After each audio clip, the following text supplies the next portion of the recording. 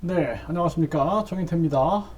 컷오프 중간 집계 유출 김기현 1위 보도에 안철수 측 중대범죄다 제명해야. 네, 이 선거가 공정해야 됩니다.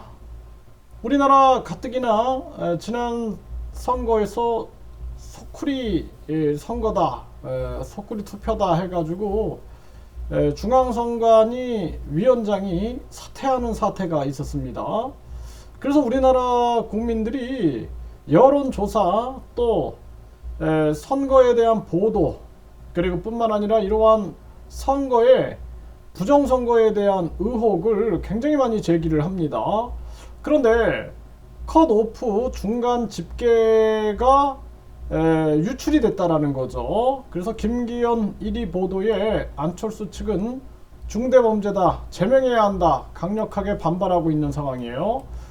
네, 안철수 측 컷오프 김기현 1위 보도에 반발 중간 집계 유출자 제명해야 한다. 네, 이렇게 나오고 있는 겁니다. 여론조사가 완료되지 않은 상황에서 네, 김기현 당대표 후보가 1위를 기록 중이라는 보도가 나온 것, 네, 여기에 반발한 거죠. 그래서 김기현 후보가 1위를 차지했지만 과반 득표율에는 미달했다. 이렇게 보도를 펜앤드 마이크에서 했다라는 것입니다.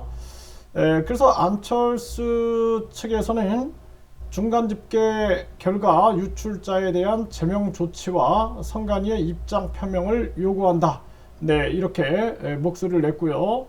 예비 경선 여론조사 투표율이 50%를 넘지 않은 시점에서 한 인터넷 매체에서 책임있는 당 관계자의 발언을 인용한 중간 집계가 유출되었다며 안철수 캠프는 국민의힘 선관위에 해당 발언자의 신원 확인과 징계 절차 착수를 요청한다. 조사 결과 정당 민주주의의 근간을 해친 중차대한 범죄 행위가 입증된다면 즉각적인 제명 조치도 불가피한 것으로 보인다.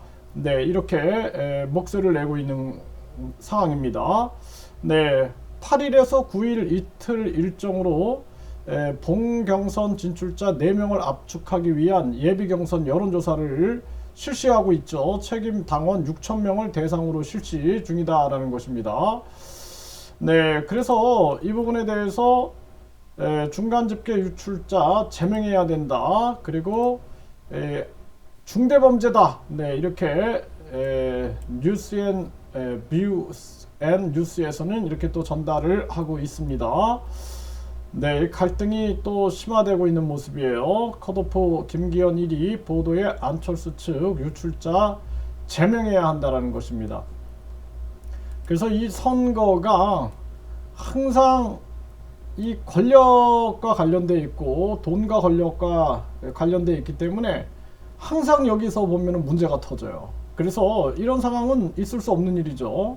그래서 이 부분에 대해서 강력하게 규명을 해야 되고, 가뜩이나 지금 모든 우리나라 곳곳에서 문제가 터지고 있어요. 곽상도 판결부터 시작해가지고 그런데 이러한 선거 여당의 중요한 그러한 선거에서도 이러한 의혹이 생긴다 그러면은 이건 있을 수 없는 일이다. 저는 그렇게 생각을 합니다.